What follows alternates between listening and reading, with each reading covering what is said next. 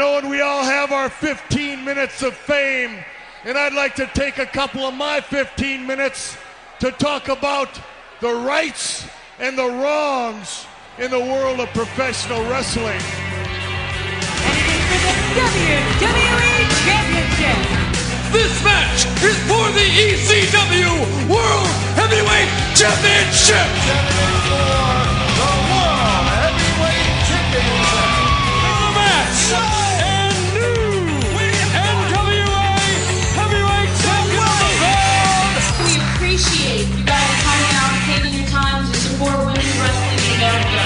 This match is for the AWA World Heavyweight Wrestling Championship. Hello and welcome everybody to another edition of the Rights and Wrongs of Pro Wrestling Podcast. This is your host, Mr. Green, and yes, we have another edition of WOW to go into full review of, and all the good stuff that has been going on in the WOW verse, I guess. So let's get to it. This week, because I've allowed myself to fall back into the same goddamn position that I was about a week ago, I am going to just forego the typical news, views, and updates, and we're just going to go right off into the review because there's been so much that needs to be addressed. And wow, I mean, and as I'm recording this, I'm already like, I've seen this episode and the next episode, so just, full disclosure, I already got that. So there's a lot that I need and want to cover, so we're just going to jump past that. So let's get to it. And of course, just out of clear, again, full disclosure, got to leave a little blank space here for YouTube and YouTube's algorithm and all that good stuff like that. And, if you don't do it, they'll just pepper your entire video with commercial after commercial after commercial after commercial. And no one likes that. I don't like that. I mean, it would make me money if I just let those things run. But even I, who would benefit from it, doesn't like it. So I try to minimize it to like 1 or 2 or 3 at best at this point. But we are going to leave this quick spot and then go right off into WOW Women of Wrestling review in full.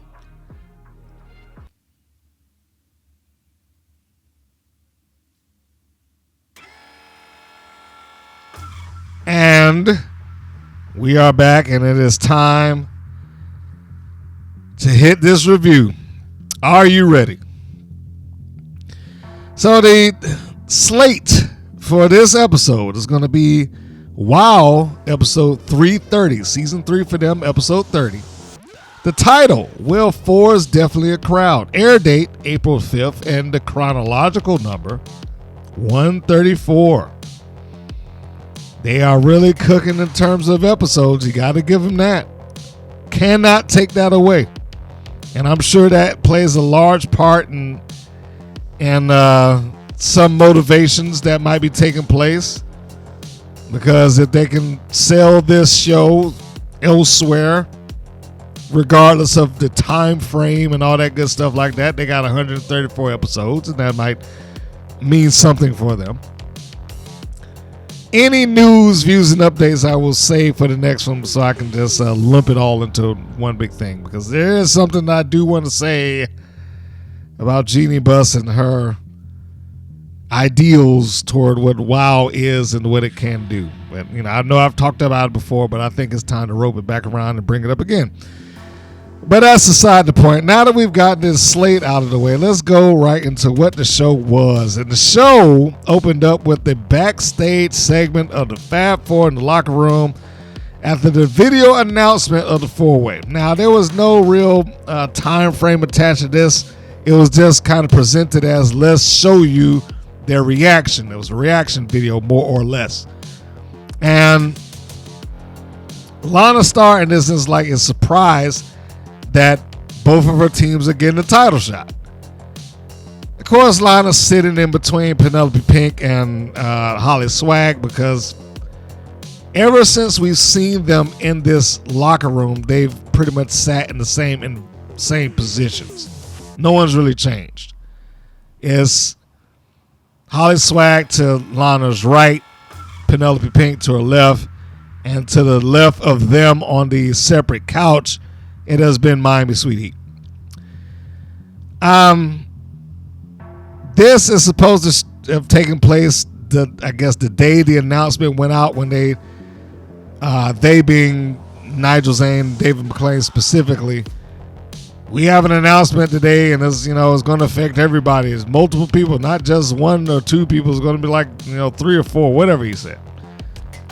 And then he announces we're going to have a fatal 4-way. So, assumably, this is supposed to take place during that. I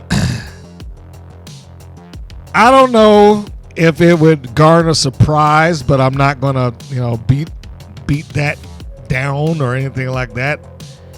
Especially considering, again, it might have been presented as, well, this was taking place the moment that we made the announcement. They just happened to be back there and watching it on the monitor. But my issue has been the same. There's not enough setup here for what they're doing. The story has been Lana Starr favoring HollySwag and Penelope Pink as their new team, or as her new team of choice, opposed to Miami Sweet Heat, which doesn't make a lot of sense when you really think about that. Miami Sweet Heat has a track record already, and they haven't done anything that would really warrant Lana Starr not wanting to deal with it. But for whatever reasons, they're just been pushed to the side, and apparently Penelope Pink and HollySwag are her new favorites.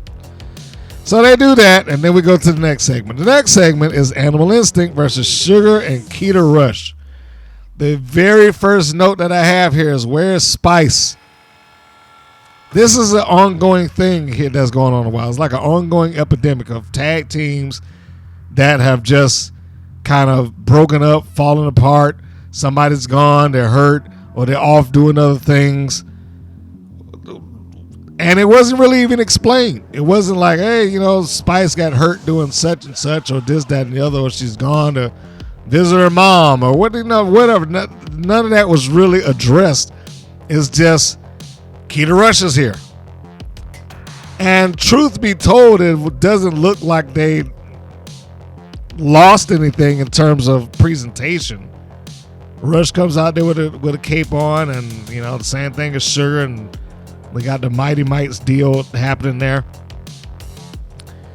But this clearly was not important, as the commentators are pushing the main event. That was the crux of the episode, and it's not a lot of stuff happening. Like I said, the real issue that I had here is there is no explanation as to why Spice is not there.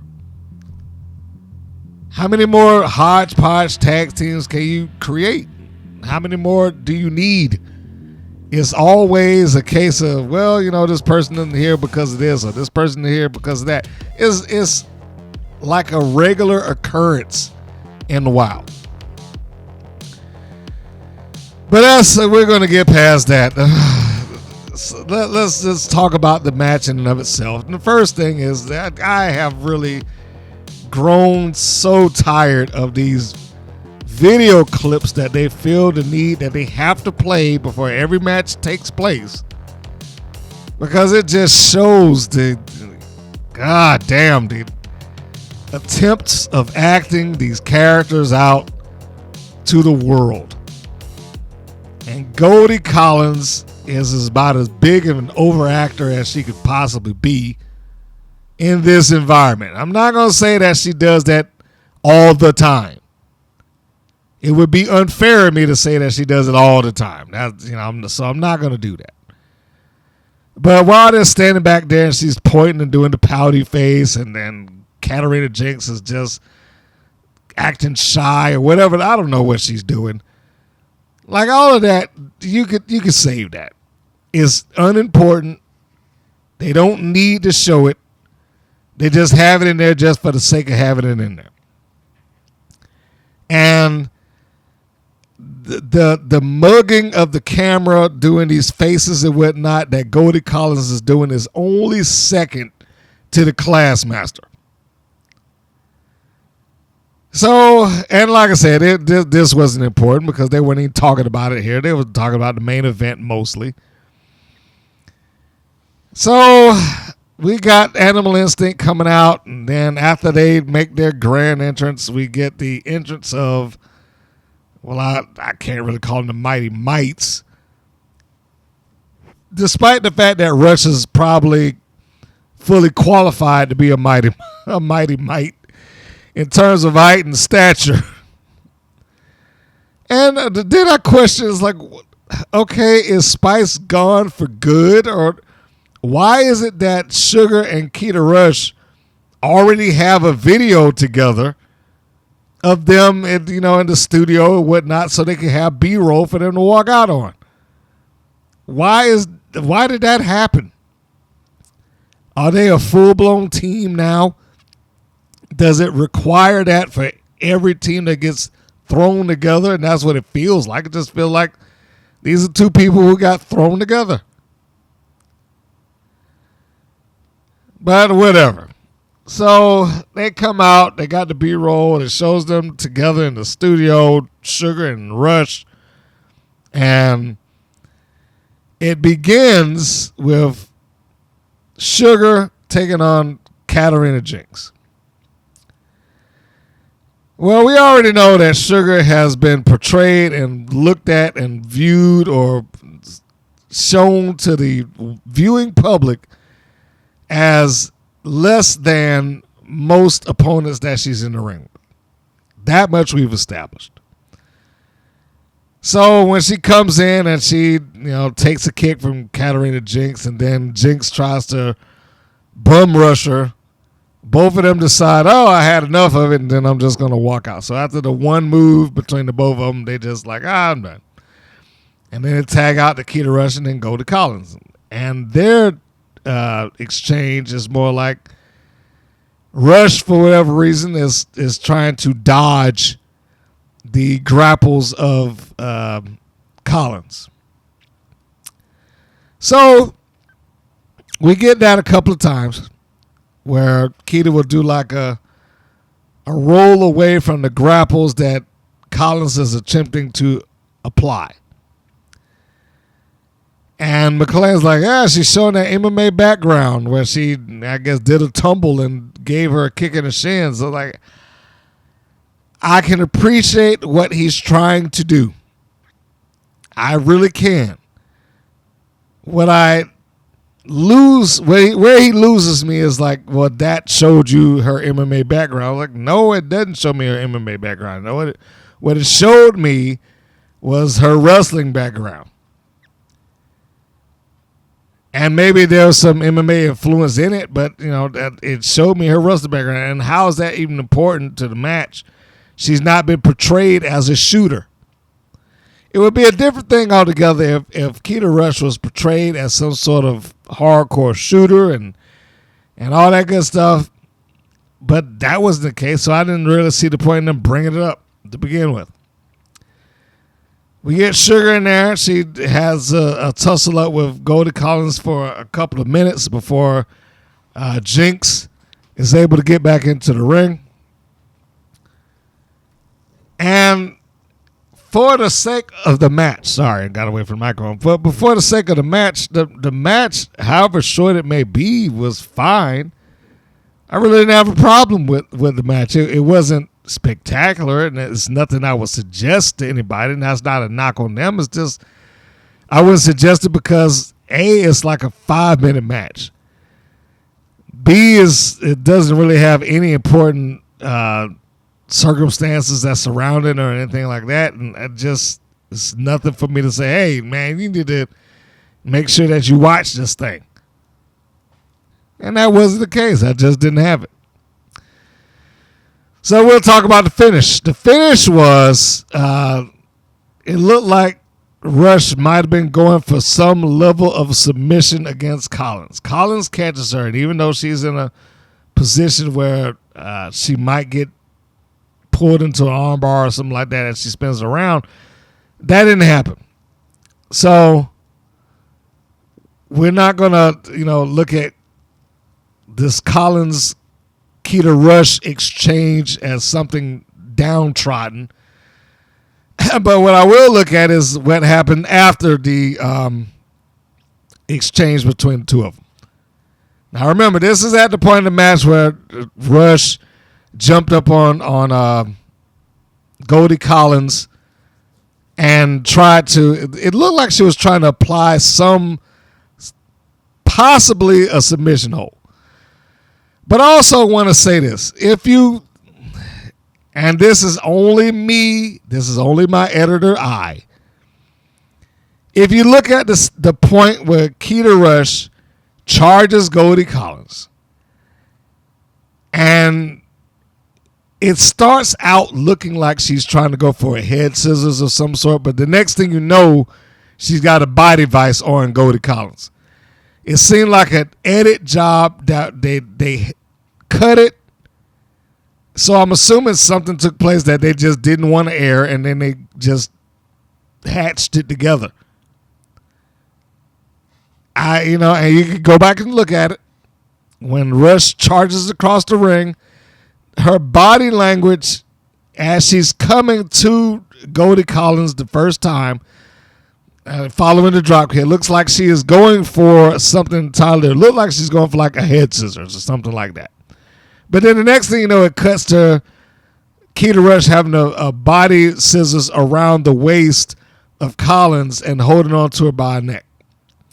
Collins is able to counteract. She gets out of it. And then she just runs over and hits Sugar off the apron.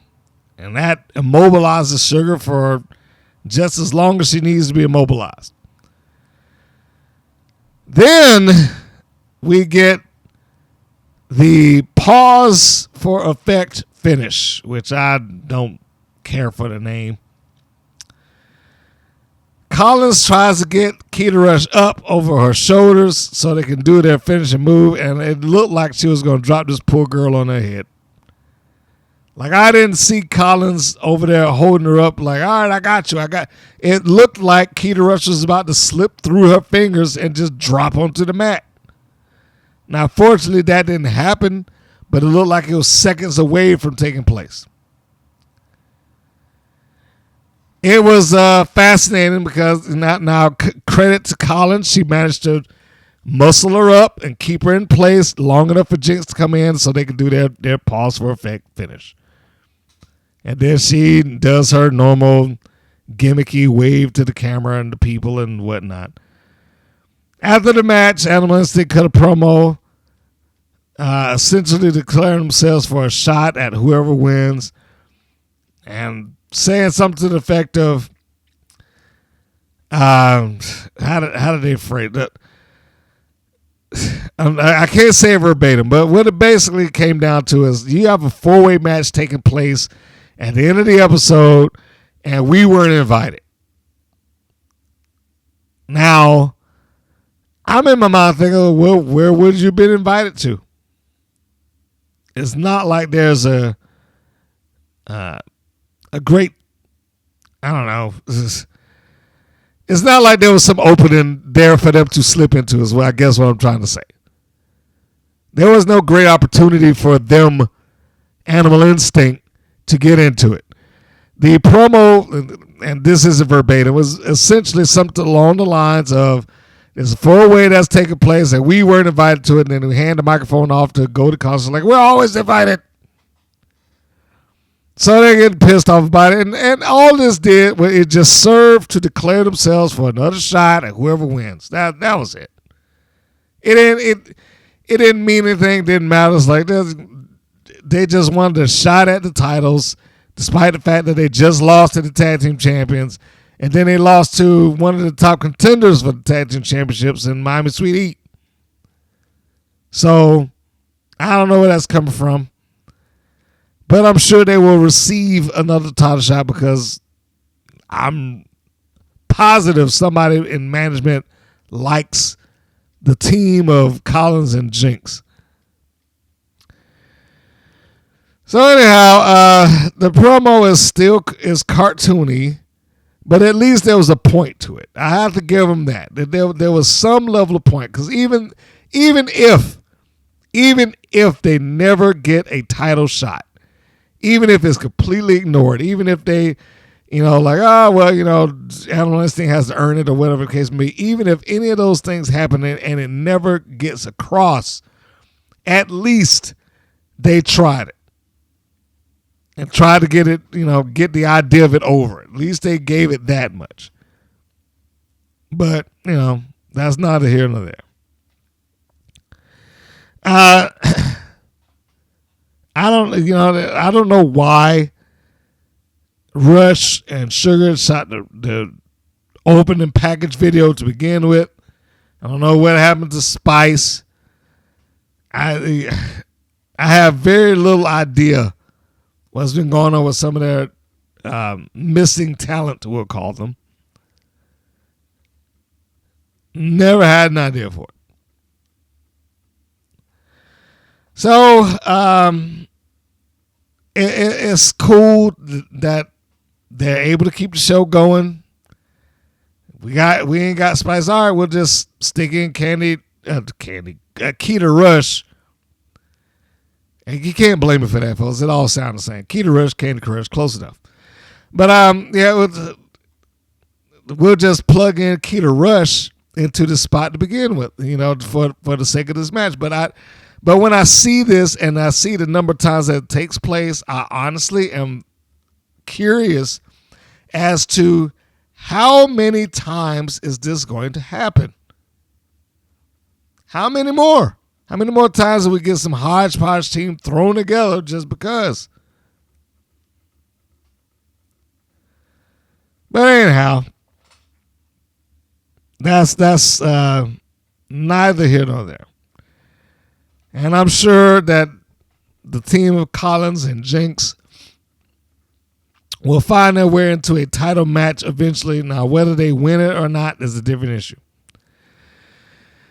The next promo is the main event, and this also features Fury's match coming up next. My dear, sweet Fury. Dear, sweet, lovely, lovely Fury. Harlow O'Hara. I honestly fear for her at this point, because I'm just waiting on them to toss her into the inevitable tag team of Fury and Veronica Varum now. Anyhow, so the next match is featuring Fury taking on Catalina Speed with her manager, Sophia Lopez. And before all this happens, why did I mention Veronica Varum? Well, because Veronica Varum inexplicably just decided to come on out and sit next to, I can't even say the commentators. She came out to sit next to David. First thing I wrote was, why is she here? And this happens way too much. The novelty of this is long gone. The expiration is far past due. Everybody does not need to just, hey, I just wanted to come out here and sit down next to you, David, so you can chat during the match. Especially when they got nothing to do with the match. So there's just no point in this other than I just want somebody to come out here and sit next to me so I can yammer on about something. She has no skin in this game. Now, granted, they did try to make it they tried to bridge some level of logic to it, like, well, I'm out here for, possibly a tag team. I mean, it was very loose knit. Very, very loose knit.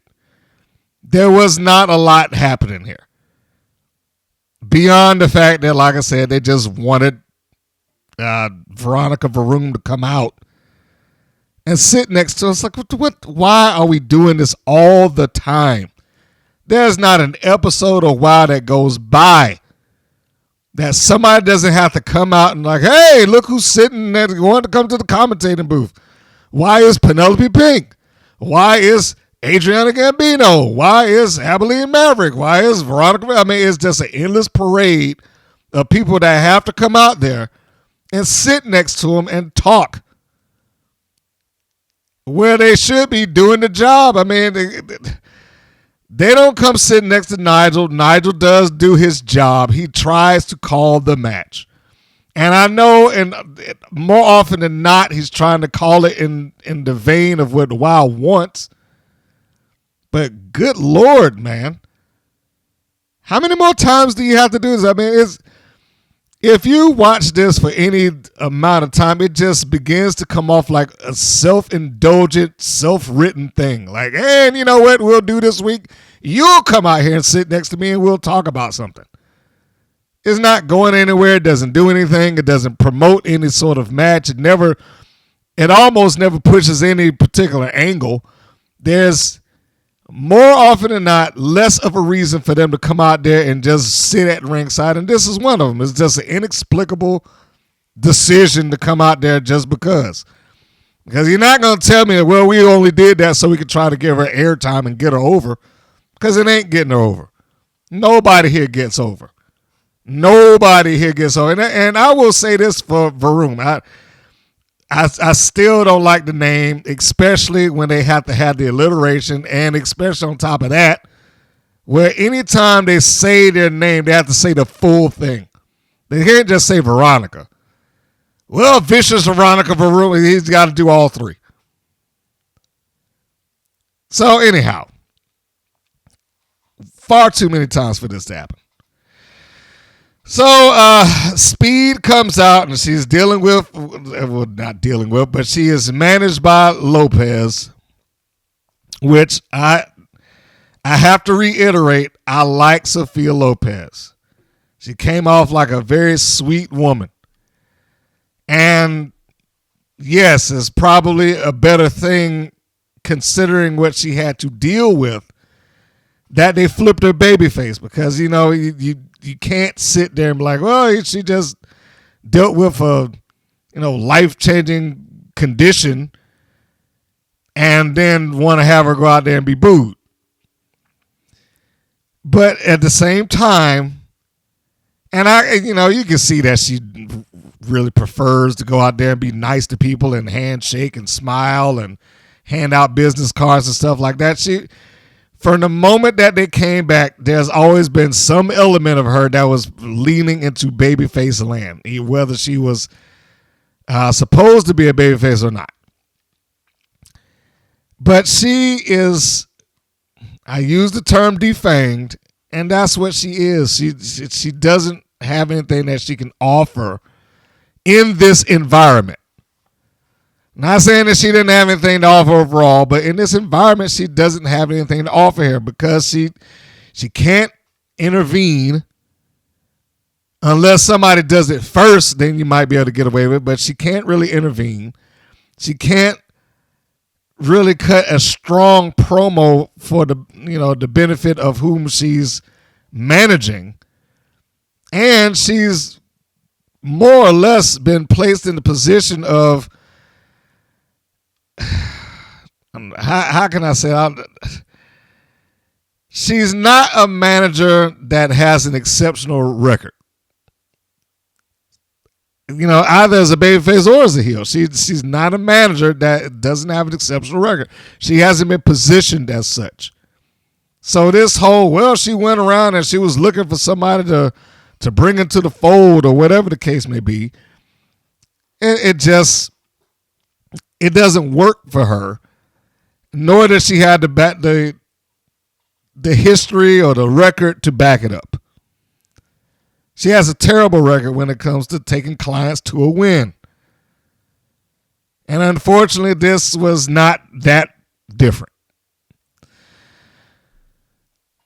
As far as I know, Catalina Speed actually does. I think she wrestles as Catalina Cruz somewhere or something like that. I might be getting the first name wrong, but I'm pretty sure the last name is Cruz.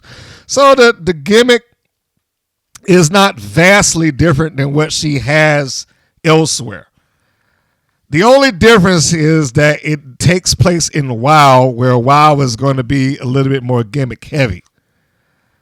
Opposed to, like, well, since she's in the ring with Fury, we'll use her as an example. Outside of the makeup that they have her use, which is pretty much the same scheme and style of makeup that they had on the Heavy Metal Sisters back in the 80s. Outside of that, she's more or less Harlow O'Hara. There's not a lot of change or transition. It's just the name with her. And so she's able to make that work.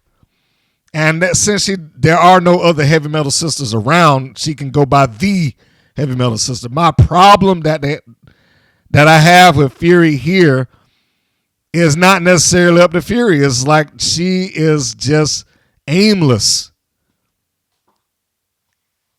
And everybody cannot be on top of the cart. So I get that. It's just they try to present her like she's going somewhere almost every time that she's had some sort of change in direction. She loses the Heavy Metal Sisters, and then she cuts this, pretty great promo talking about how she's going after the heaviest metal of them all, the Wild Championship. It's a good promo, but it didn't go anywhere. And then next thing you knew, she was tossed right back into a tag team with Rebel Hayes.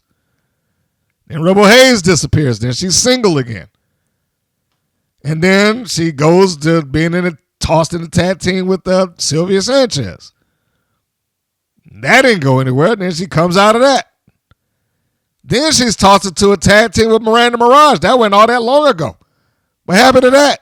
What happened to this natural fit of rock and roll and magic? Where's that at? That's 3 different tag team partners that they pushed on her, and now she's right back into a singles role all over again. And I'm smelling that around the corner it might be her and Veronica Varun now.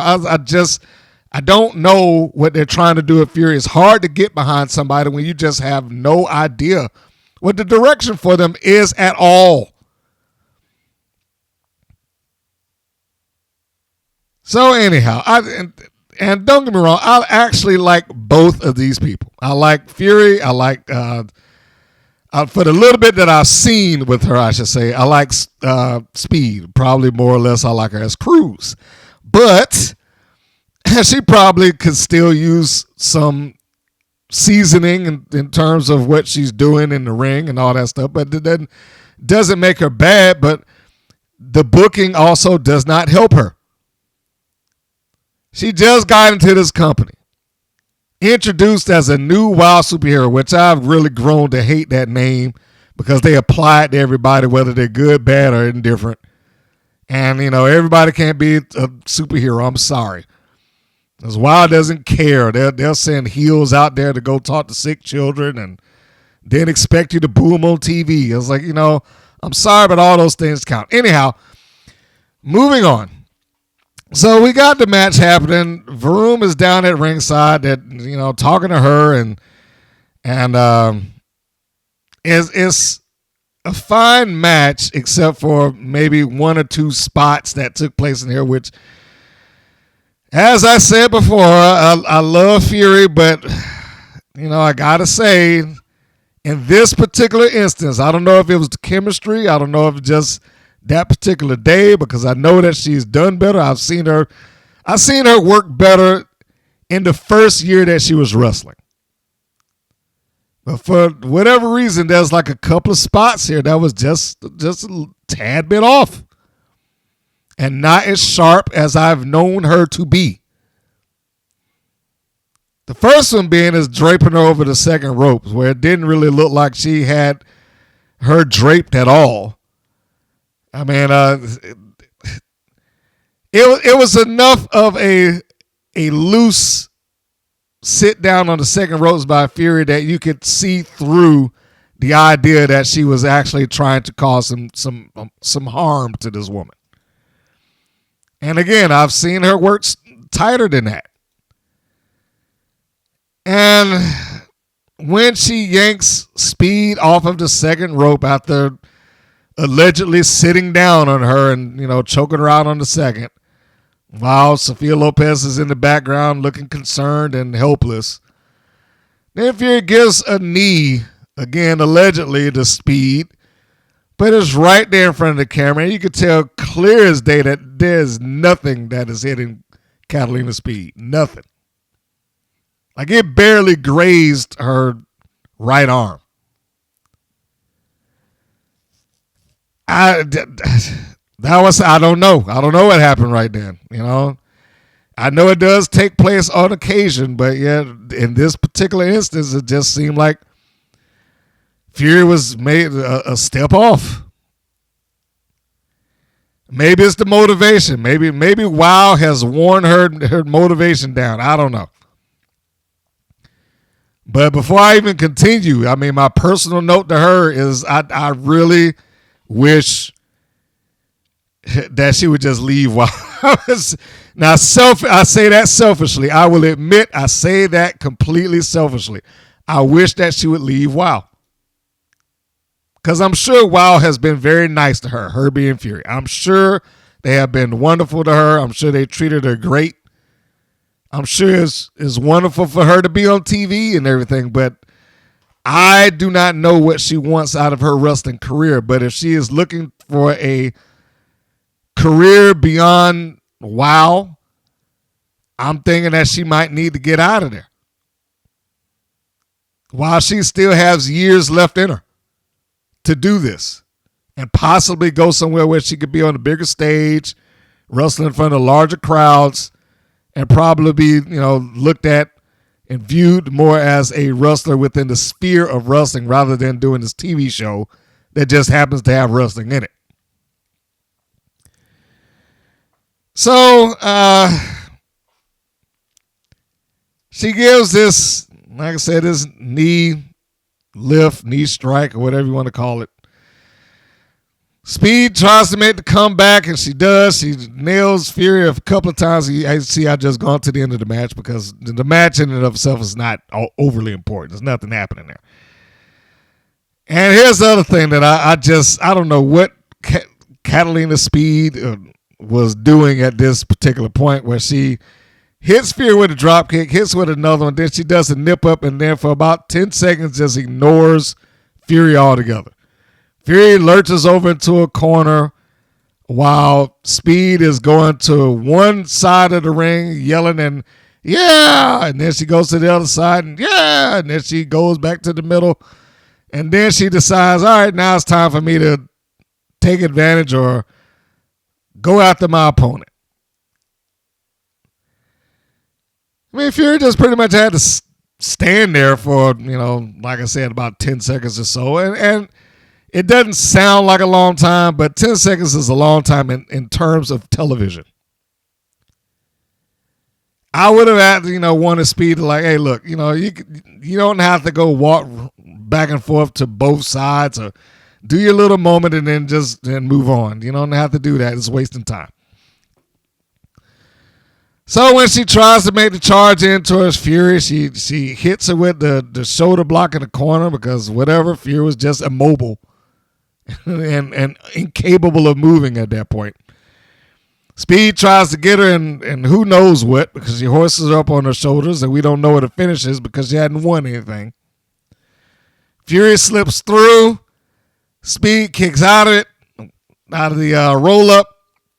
And then Fury kicks it in the stomach, then hits up for the Flight of Fury, boom. And that was it. 1, 2, 3. And like I said, there was nothing Sophia Lopez could really do except stand out there and look sad. So this young lady who came in as a alleged new WoW superhero has already gone down in defeat twice. So it's not building her for anything at this point. I guess when they decide that, hey, we got a story that we could do with it, then they'll try it. And then Veronica's sitting at ringside and she's applauding Fury, or I guess potentially her new friend. Who knows? Side note here, not really relevant to the match, but why is it so important to bring up the purple mat? Angie goes face down into the purple mat. Why is that so important? Because it ain't like it's the first time they said it. They said it pretty frequently. The purple mat. Anyway, let me not start it. Let me move on. This also sounded like McClain had ADR at the end. The additional dialogue recording, for those who want to know. There are points where I will listen to the show and the audio will change.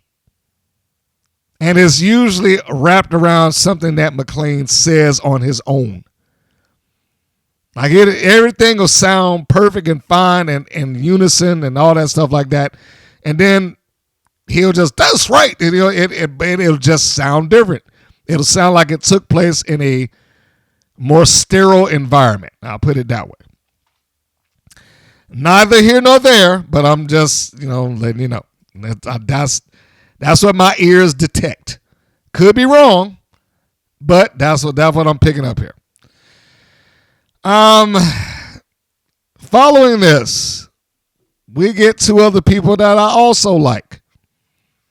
So this is not a episode of people that I just dislike top to bottom or, not proud of their work or gimmick or nothing like that. But, this is a match of people that I also like, but it's also a match that it was pretty much a foregone conclusion, and it's another example of why I say WoW is in the condition that it's in. The match is Scout Parker versus Santana Garrett. And the first thing I said in relation to why I say WoW is in the place that it's in is they start explaining what, where, and why Sprout Greens is not there. The where is seminars. He's allegedly off doing seminars. And that I guess that's also the why is that she's going across the country doing these things. And then I'm thinking to myself, it is not an uncommon thing for WoW to just go into somebody's real job, I guess. And I'm not saying that this is a real job. I'm not saying that she's actually running around doing seminars. But what I am saying is that in their little kayfabe universe, they have no problems making WoW secondary to everything else. Like, it's another reason why I say it's a high dollar independent promotion that just happens to have national TV. Because the real work for them is elsewhere. And it shows.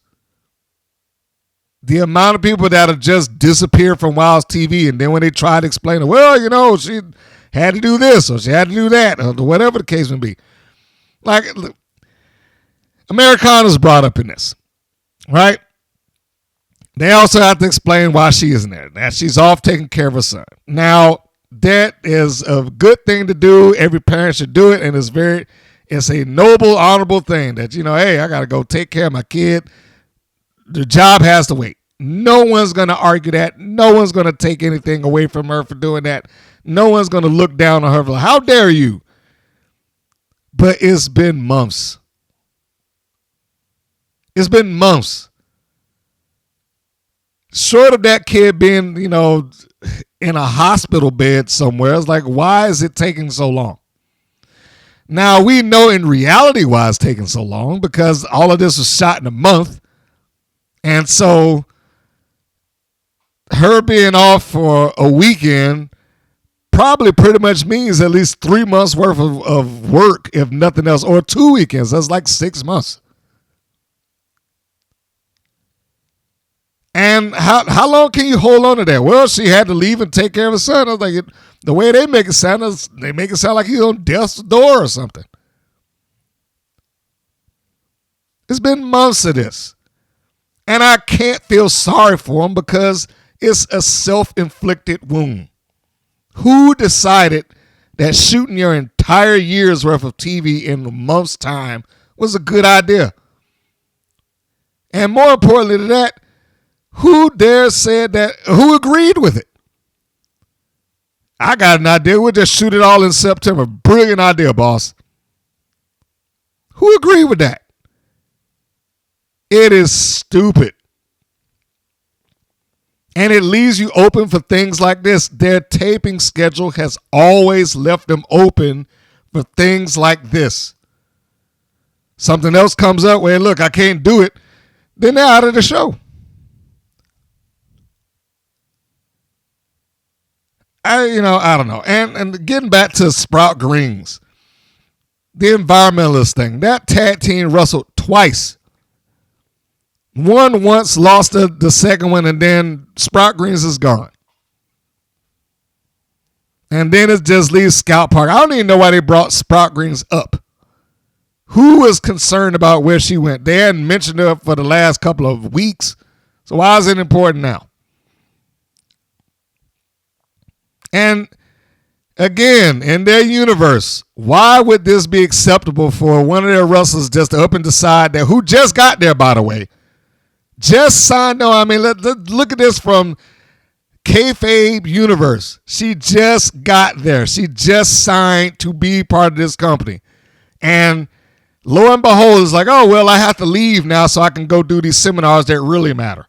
Not this job that I just signed up for. It's just terrible. Terrible. Anyhow, so we got Scout Parker and Santana Garrett.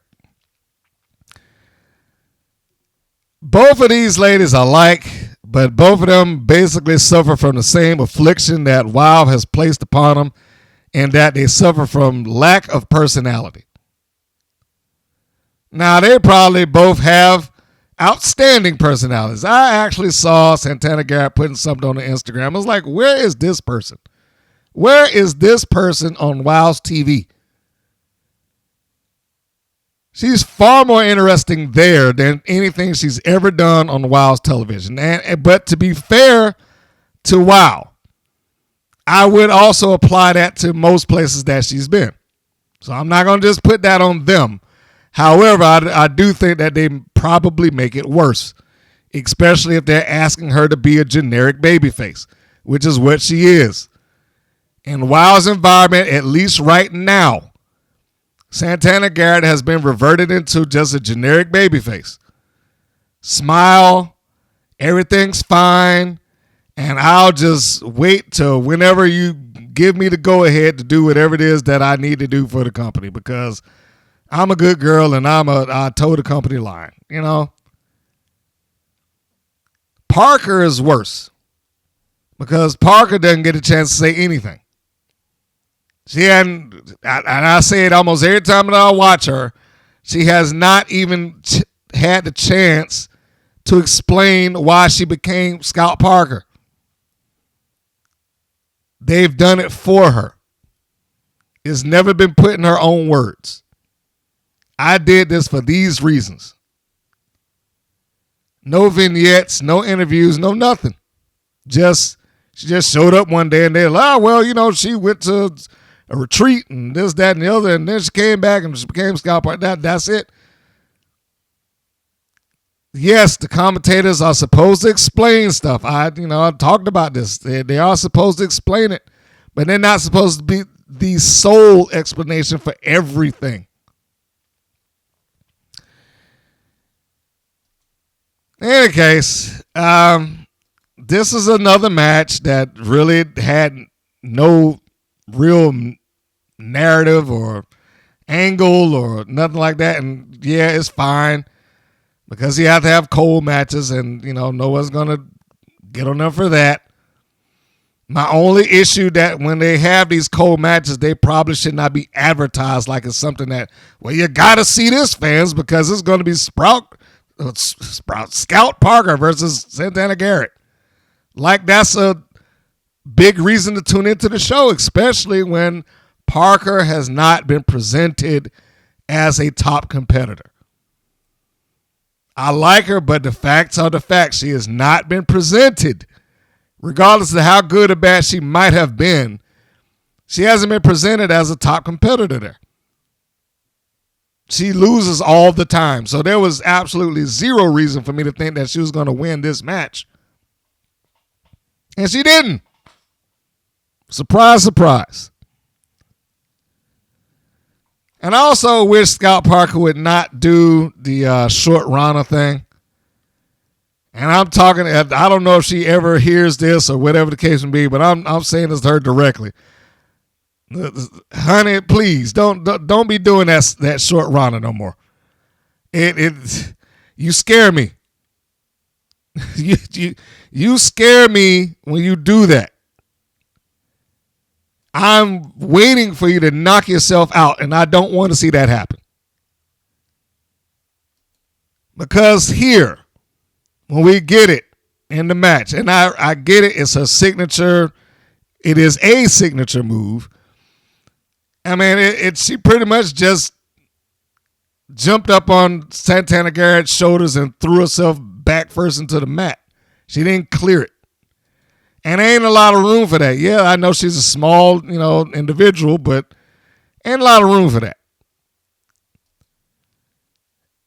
And I don't know why, at this point, I would hope that one of them, David, Nigel, Majors, one of them would be like, you know what, you might need to retire that. It's not a good position. And we done already had somebody in this place knock themselves silly trying to do one of those things off of the ropes. So we definitely don't need you doing it now, because all it's going to take is one bad landing, her getting up too much velocity and not clearing the mat. That's all it's going to take. And I would hate to see that happen. So anyhow, as far as the match is concerned, when we get to the end and we get past the short Rana and Garrett is placed in the crossface by Parker, she's able to escape and get out. The part of the match that I did not really care for was the charging in and trying to do the punches deal. Everybody cannot do that particular spot and get away with it. I mean, it looked bad years ago when you tried to get it off of Hogan and whoever he happens to be wrestling that particular day. But it worked for him because he was over. And people were ready for it and they were primed and they wanted to see him make his comeback. Here, and I say this with all due respect to both Garrett and both Parker,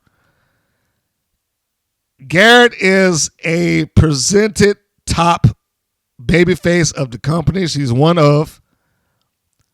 But she has not gotten into a position where she is just like dynamically over with wow in his audience or just, the audience in general. And Parker is, still kind of getting the rhythm of this. She's much better than what she was, and she seems committed, which is why I said that I would really like to see her try and do this elsewhere. I ain't saying quit wow, but, just try to get someplace else where she can actually get the feel of who Scout Parker is. I doubt that she wrestles enough in WoW for that to take place. So anyhow, you got Garrett. She does her rally until Parker cuts it off by giving her a double throat chop. Thought that was, pretty nice. Looks to hit sliced bread number 2. Garrett's able to shove her off and basically get her to atomic drop herself onto the mat. I have grown to hate the overhead camera shot because it does show how good or bad one of those kicks, punches, moves, slams, whatever it happens to be, really is. And this is one of those cases where it showed that. It's not like the super kick was bad. I think that it would have did better if we didn't see it from overhead. If they had kept the camera shot that they had, where Garrett is in the foreground, Parker's in the background, you might have been able to get that without it having to look like it came in soft. Whereas, if they kept the angle that they got, you wouldn't have known how close or, she was to the face of Parker or not. But she pins Scout with a super kick.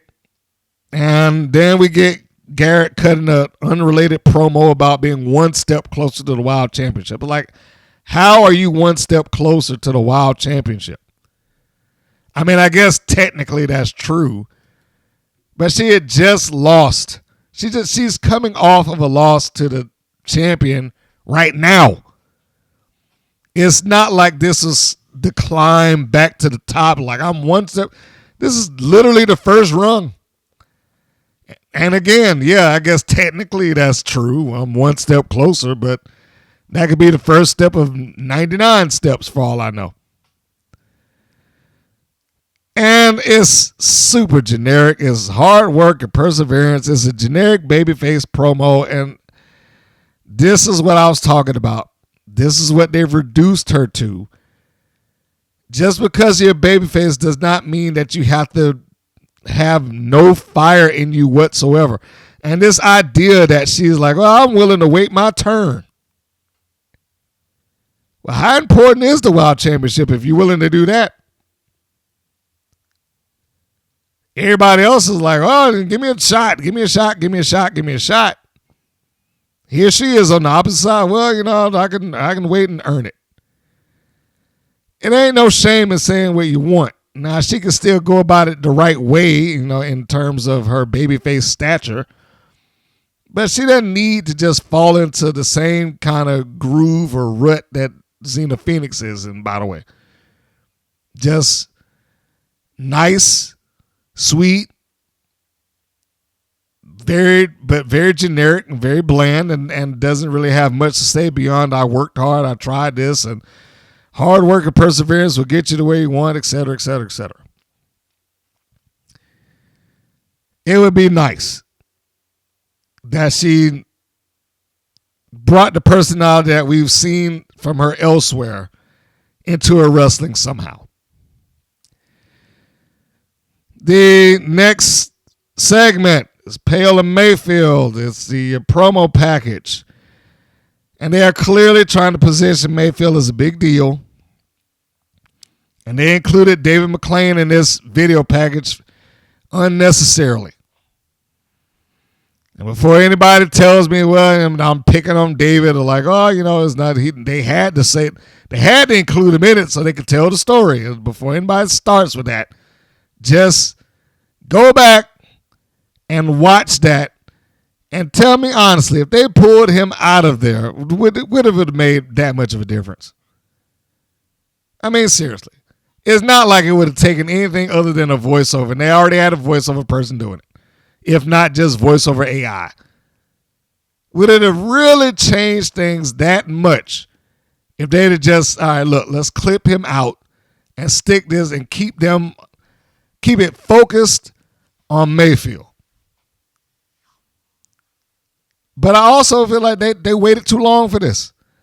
These are the things that should have been done before she got there. When they released that press release that she was coming into the company, all those things should have been done. The video package showing that she's a reality TV star. They should have asked for clips from the places that she was at, and I don't know that they didn't, but I'm just gonna go off of the assumption that they didn't, because in most cases when you can communicate with a producer or something like that, then they're generally not hard pressed for it as long as you provide credit on screen for that footage. And whether it be a still shot or video footage, they're usually okay, especially if you're on something that's going to show them over, across the country, for good or bad. Having clips of her in action on the reality show or interview segments, and then saying, hey, this show is still available right now on Amazon Prime or whatever. I can't imagine why they would be like, no, I don't want you putting in. All you need is like 5 to 10 seconds just to show that it's legitimate, because people like me would have never known that she was on a reality show to begin with. So that little portion of him being in there, a little bit unnecessary. And then the note that I wrote here was, if she's to be a big deal for the title, why did they have her lose to Garrett already? It comes across like they did not give that thought. Or they just assume that, people won't care, so we'll just have her lose and then go on. She wasn't there long enough to be losing. not to be a big deal. She was not there long enough to be losing to anybody. Garrett not only beat her, she came back and pretty much told her, hey, look, if I get a fair shot at her, then of course I'll beat her. And then she proved herself to be right. But yet we got Mayfield like, hey, I deserve a title shot. Well, she's not saying it. Maverick is. So I don't know why they would have thought to do that. It'd have been an easier thing just to keep her undefeated so when she goes into a championship match, it might have been some gravitas attached to it. Imagine that. If you had somebody who walked in that company with some mainstream attention who went into a title match undefeated, imagine how that might have done something. But again, we'll move on. So and why is this such a big issue? Her having trying to go after the title, like we've already established, just if you can't ask David, then ask Samantha Smart. They've already established that. Genesis just came out there, and then Samantha Smart, they're like, and no, she didn't grant her a title match, but she granted her the match, and then David was like, all right, fine. Whereas weeks prior to that, it was like, well, you got to earn it.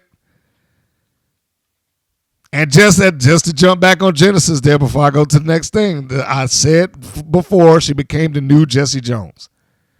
And the same thing happened. Weeks and weeks and weeks, and if not months of her winning, just like Jesse Jones did, they finally decide, we'll give you this opportunity for a title shot.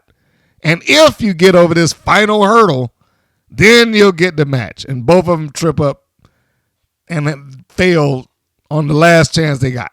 On the last thing that they needed to do, regardless of how long they was undefeated. You just came up short. Boy. Anyhow. Next segment. Sibley Scoles backstage. And she's basically here to set the table for the main event. And it's not bad. She's just, there are times where she does well, but there are times where she still does not come across as my cup of tea. She's somewhat overdone at times. This might have been one where she's talking about the fatal four-way tag team match around the corner, basically. She goes over the match, talks about titles being online. This is not a lengthy segment, but she talks that through. And then she ends with, I didn't wear these feathers for nothing, and then walks off. And I was like, what was that supposed to mean? I mean, I honestly didn't know. I wasn't asking to be facetious. I was like, I don't know that. I didn't wear these feathers for nothing. What?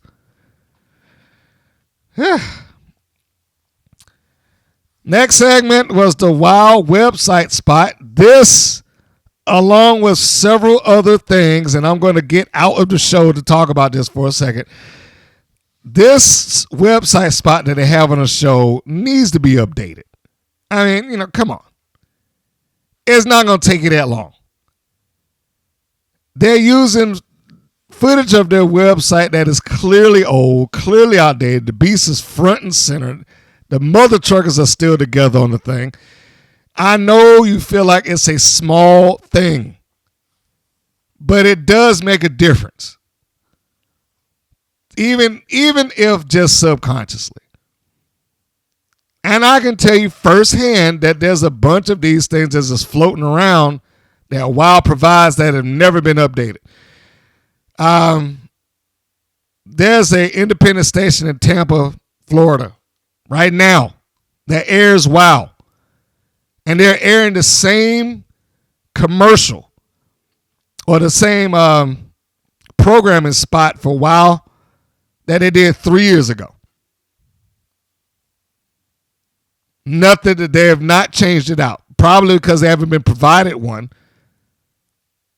And I know that because I see it at the job. It is the same spot from 3 years ago when they started. They're showing Glitch the Gamer on there. They're showing Ice Cold. They're showing the Tonga Twins. They're showing the Beast. They're showing a bunch of people who aren't on that show or they changed their gimmick. Send out new stuff. Do an update. Go through the places that you syndicate to. Send them new commercial spots or new programming spots for a while right now with your current roster. And it's the same thing with the metadata that they have. I talked about it before when I recorded on a DVR on the Tableau. You know, you get the little thumbnail, and the thumbnail is WOW's thumbnail, but it's the thumbnail that they had 5 years ago. Or just the logo, I should say, that they had 5 years ago. And the banner that they used, I think last time I checked in Amazon, is the original banner from when they kicked off this version of WOW. You guys got to update your stuff. You have to update your stuff. It only makes you come off like you either do not care or you're so second rate that you can't. Update it. Especially the thing on the show. The website spot on the show is visually old. Change it. The next segment is the promo for Top Tier. Taking on Ashley Blaze, Kara Kai, and Xena Phoenix. And then, well, I shouldn't say taking on, but getting another match with. But within this, they show a little clip of Top Tier having issues with each other, which, pretty much meant nothing. And by the time you get to the next episode that I review, you'll know why. If you hadn't watched the show already. Next segment, the main event. Penelope Pink and HollySwag with Lana Starr versus Miami Sweet Heat versus Princess Aussie and Tormenta versus Big Rigs and Bourbon for the Wild Tag Team Championships. So let's start with the obvious on the match. And that obvious thing is this. As much as I like Princess Aussie and Tormenta, they were almost completely unnecessary to this. They were just bodies in the match. They served no purpose here. They weren't part of the angle. The story here was very clearly HollySwag and Penelope Pink I can't say having issues. They didn't have issues at the time, but HollySwag and Penelope Pink garnering the attention and the managerial services of Lana Starr and Miami Sweet Heat being left out in the cold and the results thereof. That is the overall story within this match. Big Rigs and Bourbon are there mainly just because they're the tag team champions, and they have to be. It's like the baby faces are just there because they needed extra bodies to fill this out. Outside of that, it's just there was no real reason for them. This match is about the dissension within the Fabulous Four. The Fabulous Four.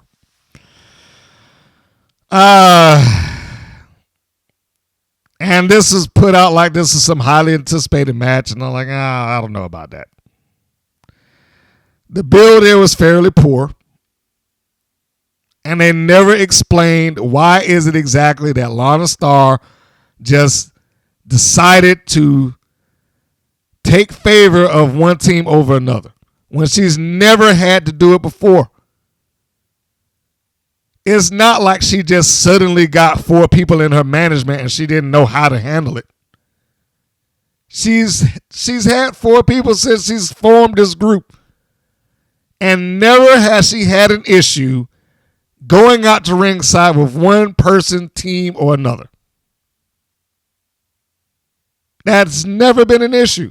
But now it's like I'm picking this team rather than the one that I've been with since I formed this thing. It's not been explained, nor has Miami Sweet Heat really on screen given a reason for Lana to do it.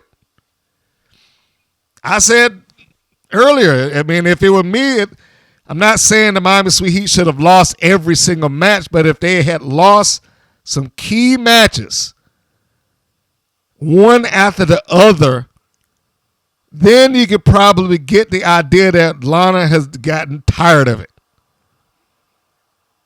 And meanwhile, if Swag and Pink were just racking up wins or, slowly gaining momentum as a team, then you could probably see it.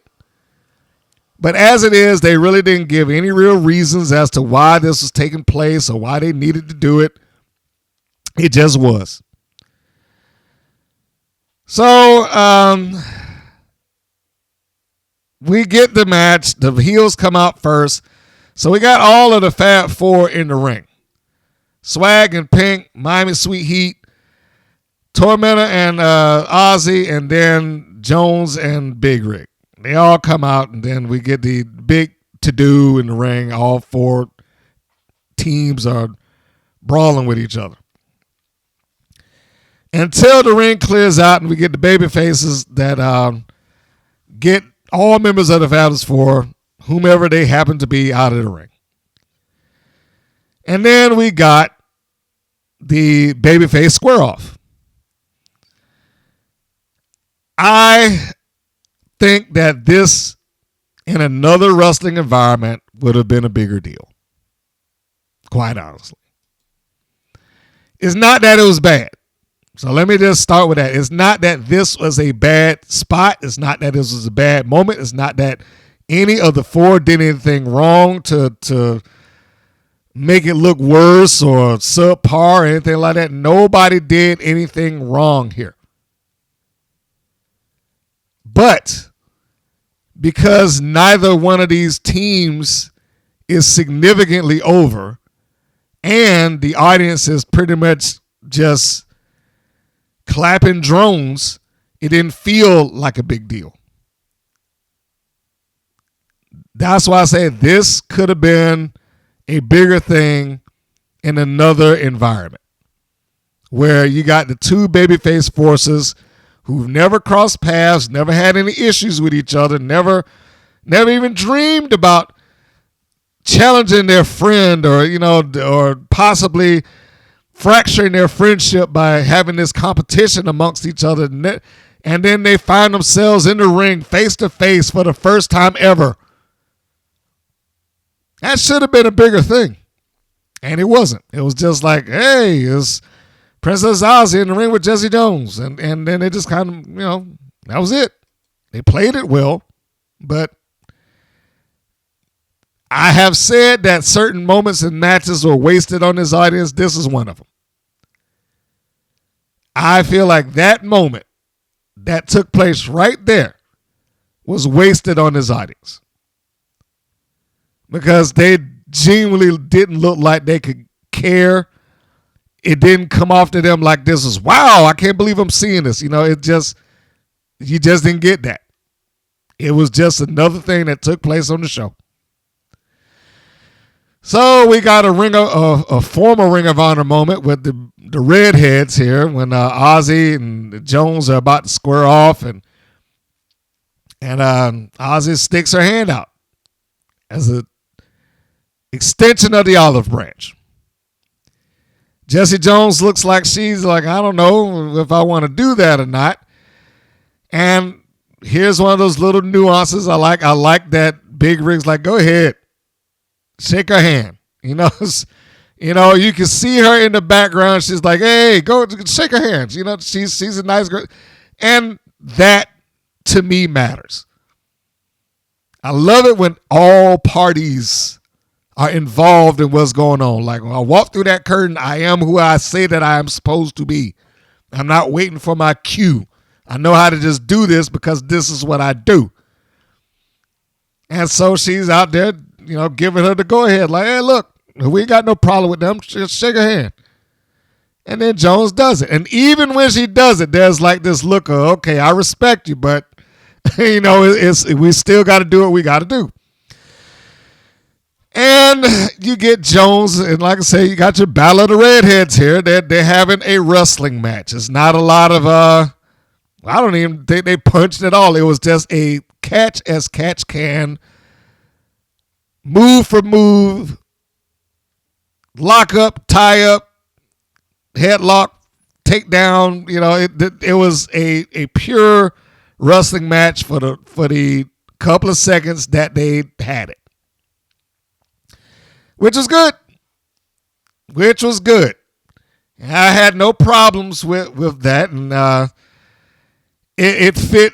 Jesse Jones and Big Rig do fit the narrative of everything that's supposed to be. Particularly Jones. Jones has always come off to me in this environment like an anti-hero, and she's probably about as close to getting that as you can get. Whereas most other babyfaces seem to adhere by the babyface code, Jones can be a little bit more aggressive when she needs to be. So they have their exchange. Jones makes the tag to Big Rig Betty. She comes in on Princess Aussie. Now this is the first part of the match. I was like, I'm not sure what happened here. Because you got Big Rig, and you can see the tag that took place there. I don't know if there was any point in this match where Aussie was close enough to be tagged by or either on her own tag Lindsay. But for whatever reason, once Tormenta got tagged into the match, then Lindsay came in. Now, maybe it was off camera. I don't know. I have no idea. Or maybe it was a blind tag that no one saw. Who knows? But I think that might have been it. But if that was the case, it was a blind tag that was shielded pretty well by the body of her sister. So we'll go with the idea that it was a blind tag. It just wasn't a good camera shot of all the times not to utilize the overhead camera shot. I can understand if it was live, but it ain't live. You got multiple cameras and a taped environment. You should have got the camera shot that showed it. So anyhow, Lindsay's tagged in, Tormenta's tagged in, so we got a different crop of wrestlers coming out. And, of course, this is going to go on for a little while. We're not going to go through every single tag and exchange that takes place in the course of the match because it's just, too much, especially for WoW. Like, for WoW's sake, this is a lengthy match. I think it's somewhere in the nature of, 13 minutes if you just going off of, take out the entrances and you start with from bell to bell. I think it's somewhere in the nature of about 13. So in any case, we'll go to some of the spots I felt like were important. Lori at some point comes into the ring. Oh, wonderful Lori, who seems like she has just been the designated hit for whenever something goes wrong with Miami Sweet Heat. She's got to be the one to drop that fall. I don't know why that is, but that's what it feels like. Every time I see Miami Sweet Heat lose, it seems like it's her that's looking up at the lights. Now, I made a plea earlier to Scout Parker, so I'm going to make a public plea to both Tormenta and Princess Aussie right now. I really wish that the tandem move that you guys are using, and on paper it sounds great. The execution has not been stellar, and I like them both, but it has not really been a stellar thing, and is on multiple occasions done the same thing to the person that they're applying it to, and that's make them have to stall in order for them to come back and get hit with this assisted code breaker. which is exactly what happened here. So they get Lori. Aussie's tagged in. They shoot Lori off, the both of them. Lori is able to reverse Aussie and then send her into the ropes, and then Tormenta and Aussie get prepared to do their code breaker combo. The problem with that is that Lori has to stop herself so that they're upright for her to run back into. So back to my public plea. Please, just let's be done with that one. If we can't find another way to set that up, because it might just be the setup, but if we can't find another way to set that thing up and get it to where it looks efficient, just please, don't do it anymore. It's not it just does not come off very well. But we get some, as the match progresses, we get some back slaps and, blind tags and whatnot, because the rules are such as you want to be involved in the match before, the pinfall goes down. And, you're outside the ring, because they made it clear, as they should, champions do not have to be involved in the loss of their championships. Which, for the sake of big rigs and bourbon, which is good.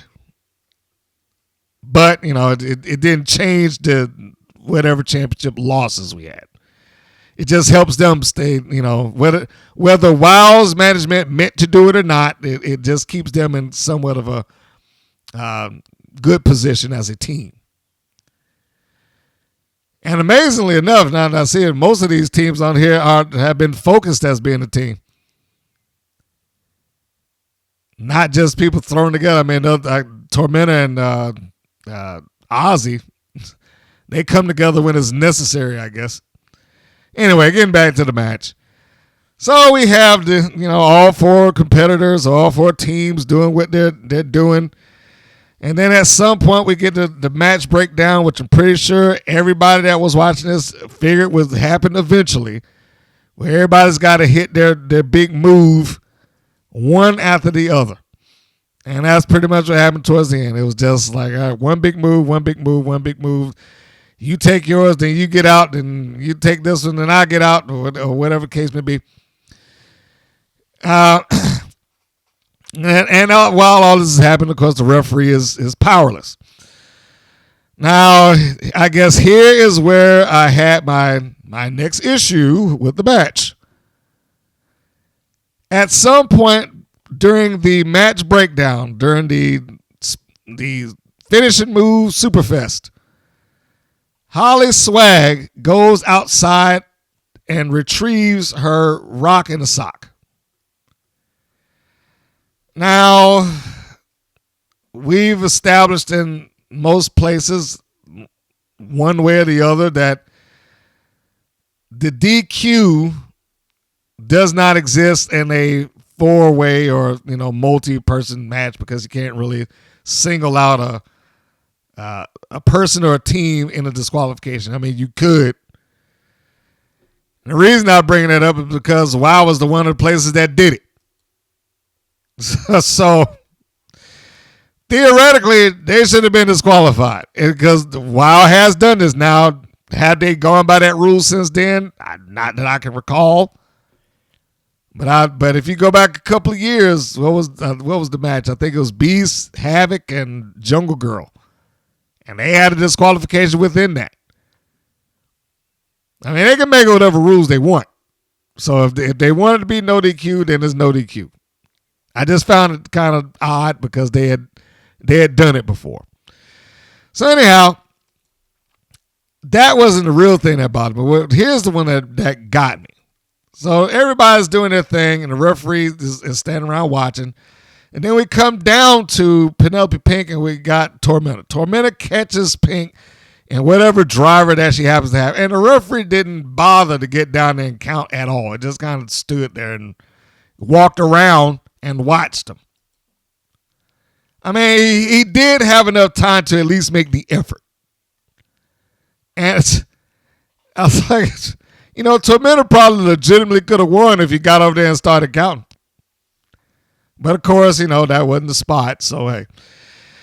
Or she could have come close to if he had made some kind of effort to get over there. I miss the days when referees would actually run to get in position to make that count. And he wasn't nowhere near that. He just kind of strolling around.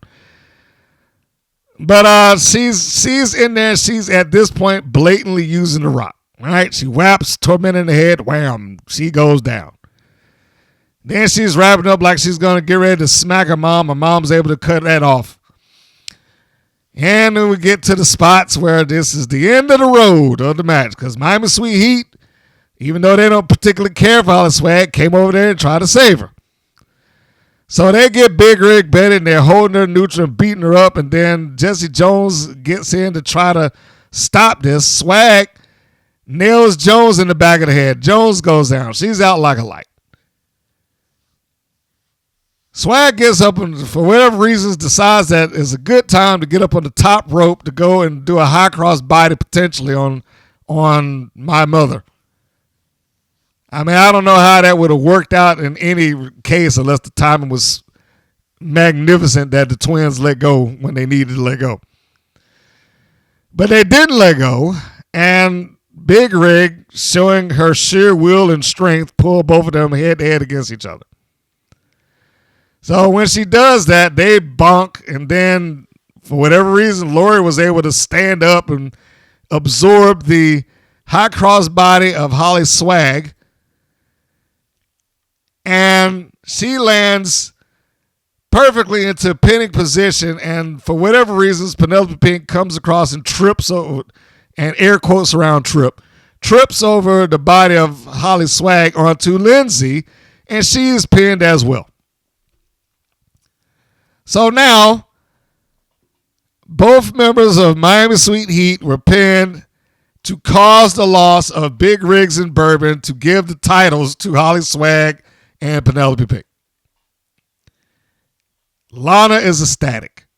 She's outside. She's like, oh, my team won. You know that, right? And Miami Sweet Heat, they get up and they're pissed and they shove them. They shove both of their stablemates down. Never mind the fact that we have to highlight that Penelope Pink is still looked at and acting annoyed by her championship partner. This person that I don't like. I'm perfectly fine, winning the title with, but I don't like her, so it's just whatever. So they stand there and they're happy, and Lana's standing there, she's happy, but Miami Sweet Heat shoved their stablemates down. They're pissed off, as they should be. And then the last thing they do is they shove down Lana. Boom.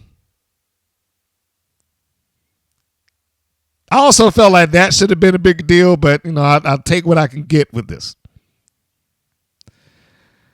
And then McLean has to get on the microphone and make the announcement of, we have new tag team, all that stuff.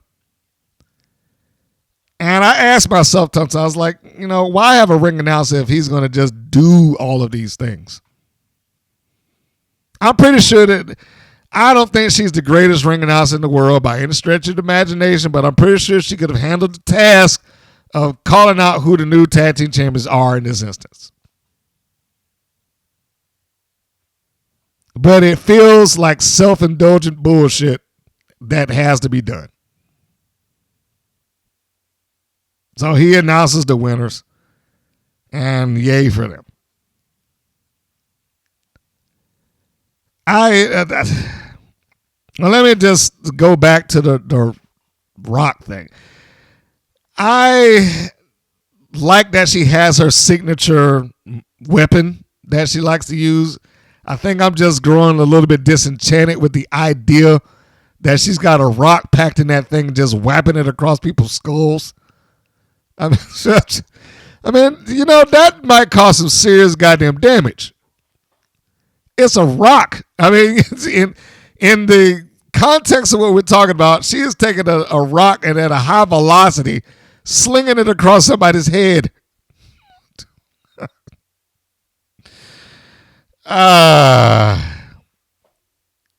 I don't know. It's only because the more I hear them talk about it, it's the rocks in the sock. The more I hear that, I was like, man, I'm pretty sure if I nailed somebody in the back of the head with a rock, I could probably send them to the hospital. Forget being knocked out. They probably would not get up. If I got one and I just swung it as hard as I can across somebody's skull. And if and that's another thing. It's like if you know that she's going to do it, while McClain never does anything about these things. It's not a secret. She comes out there swinging it around. But, in wrestling, sometimes you have to have some, the concessions, and that's probably one of them. Like I said, I like that she has her signature weapon. It's not like it's focused solely on WoW, but just the concept of it in general is like a rock and a sock. Ah, boy. But anyhow, throughout this thing, it's every so often you'll get a McClainism of something that he said or that tossed in reverse or whatever the case may be. And I like to think that, given that this is a pre-recorded show, you might be able to go back and do some ADR on some of these. I know that they've done it. Like I said before, earlier, it sounded like his audio went into a different place. But I know some of that could be edited out, even if they don't replace the audio. Just take it out entirely. Like at some point there, he said the ones who get pinned win the match. I'm pretty sure that's not how that works. The ones who get the pin win the match, not the ones who get pinned.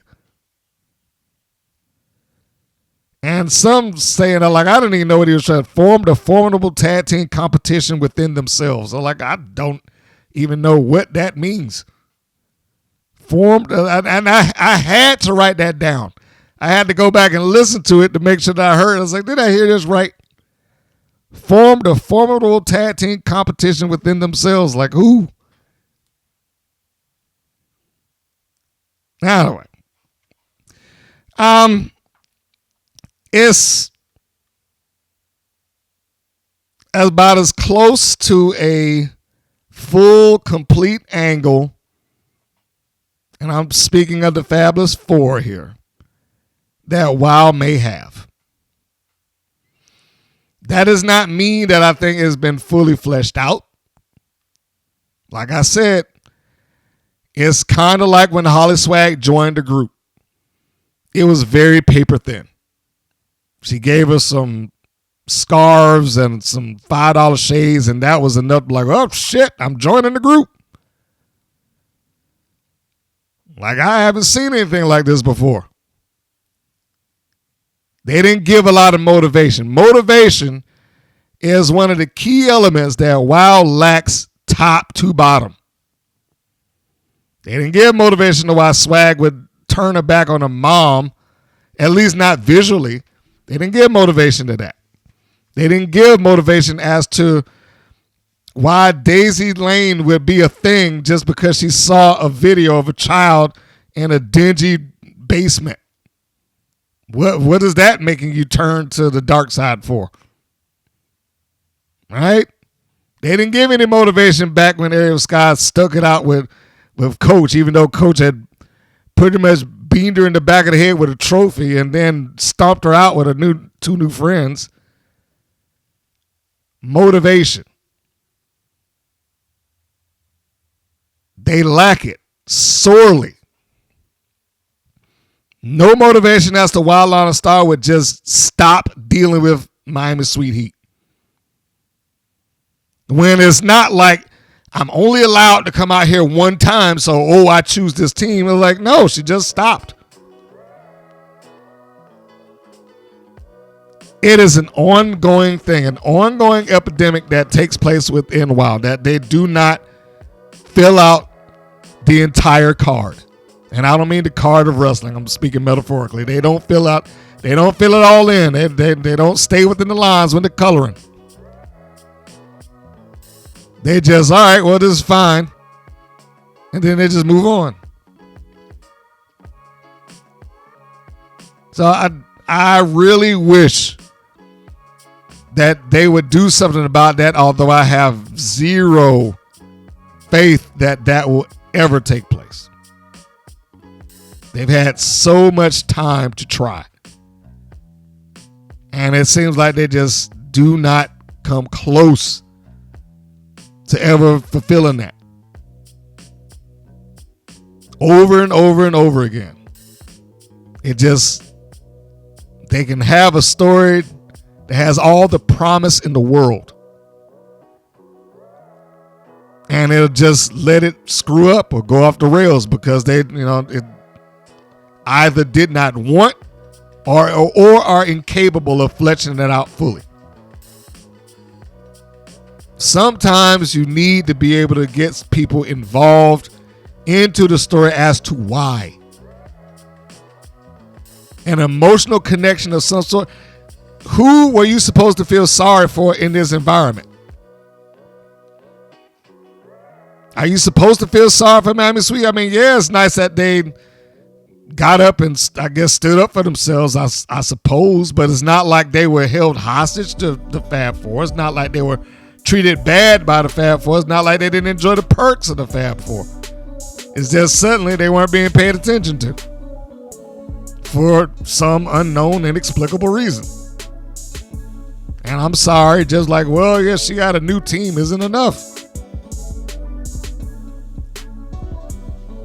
It'd have been an easier thing, as I suggested. And I'm not saying that that is the only way to go. The line that I liked out of this particular documentary about screenwriting and whatnot is like, I'll get to the point. He basically said there's more than one right. And I'm not saying that the description that I am giving them is the singular right. I'm not even saying that what they're doing is wrong. What I am saying is that if they want to try to give these girls the opportunity to be excellent, if they want to try to get an opportunity to connect to the audience, if they want to try to get an opportunity for people to feel who they are, they got to be able to speak. The situation has to be explained. There has to be motivation, and there has to be resolution. Basic story points. They have a starting point and they got an end point. Is all those things in between that they have difficulty with. To this day, they still have difficulty with that. Finding the thing that makes this person want to do the things that they're doing on screen. Why is Lana Starr doing that? Why would Ariel Scott go back? Why would HollySwag turn her back on her mom? The whys do not get filled out. But I'm sure as I move on to the upcoming show, which as of this recording, I've already watched. I'm sure when I move on to that, it will be as irritating a thing. I already know it is as irritating a thing just to see the things that they put out there, and it's supposed to be like, yeah, this is fantastic. Enjoy this match. This high quality main event that we delivered to you. Bringing you the talent of the Class Master on the screen as your champion. Anyway, let me not start on that now. So, yes, we have gotten through this. There's another one right around the corner. And this is somewhat of a condensed version of this show, so I'm going to save all news, views, and updates for the next recording. So that might be a little bit beefier. We'll say that. And in regards to that, this program and the programs that are coming up, thank you for your support, time, and tuning in and downloading or wherever you happen to catch it and wherever you may be. I appreciate it all. If you are watching this on YouTube, Do the YouTube things, like, share, and subscribe. If you are checking this out on greater podcast platforms, which is where we feed out to, a review and a rating would be nice. If you stumbled across this some other inexplicable way and you don't know how or where and you want to catch it again but you don't know where to do it, you can go to WPNWrestling.com as a focal point. All podcast episodes drop there. All videos drop there. So it is a center point that you can find anything that's going on. And as I prepare myself to get into the next one, I have to wrap this one with my normal close by saying, this is Mr. Green saying that this is Mr. Green saying so long, and we will see you on the next go round. Take care, everybody. Thank you for listening to the WPN's Rights and Wrongs of Pro Wrestling. If you have questions or comments, please contact us via our Facebook or our YouTube channel at the Women's Pro Wrestling Network. If you're new to the WPN, feel free to subscribe to our channel and like our page. We appreciate your support. Thank you again for listening.